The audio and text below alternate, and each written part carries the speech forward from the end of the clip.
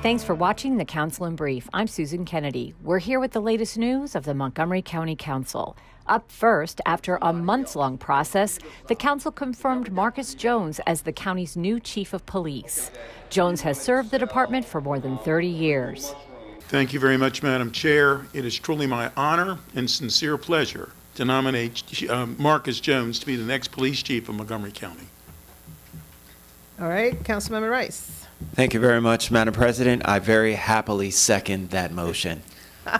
And since we have had our share of conversation, I think that we can just go ahead and move forward with the vote. All those in favor, please raise your hand.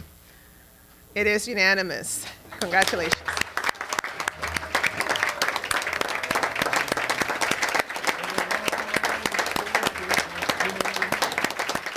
Also Tuesday, approval of a bill that would prohibit the discrimination of certain hairstyles. Council President Nancy Navarro and Councilmember Will Juwando are the sponsors of this measure. But actually, it is an issue where people are discriminated against because of perhaps they wear braids or locks or just their natural curly hair. And so as we're working towards this bill of racial equity and social justice, this is a bill that I think would go a long way to ensuring and send a message that we respect everyone. However they present themselves. We are the first county in the nation to do this. It's really important because we have many young women, young men of all ages actually that are dealing with this every day. They wake up, they have to make decisions about how they're going to present themselves to the world. Can they be their natural selves? Can they have their hair the way it was God created them? Or in a protective style to protect the quality and health of their hair. Braids, Bantu knots, twists and curls. And so many men and women are making decisions to not do this because of discrimination. We heard from a UPS worker who was told if he wanted the job that he was going to have to cut his locks, and he did it. And I mentioned my daughter's case, a 5-year-old girl saying she wanted to be pretty like the long-haired girls on TV. And so there's a psychological component, but there's also a real economic impact to it. And it just shows the insidiousness of racism and the reflection of it in this type of discrimination.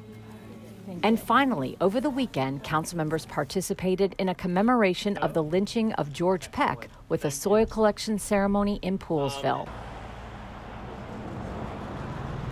On this crisp fall Sunday afternoon, more than 100 officials and residents came together at the Poolesville Presbyterian Church to commemorate the lynching of 22-year-old George Peck, an African-American man who was accused of assaulting a white child.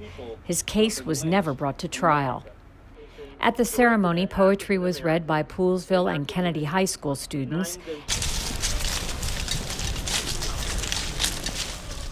As part of the ceremony, students carried jars labeled with Peck's name across the street from the church, where it's believed the lynching took place. As the only encore singers harmonized, those in attendance were invited to take a scoop of dirt and place it in the jar. This year, the council established the Remembrance and Reconciliation Commission.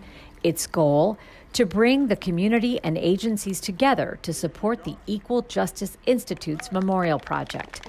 One of the jars of dirt will travel to Montgomery, Alabama to be displayed as part of the memorial to the more than 4,000 documented lynching victims.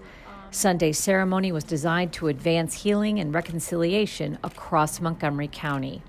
Montgomery County government had a role in the history that brought us here. We strive to be better.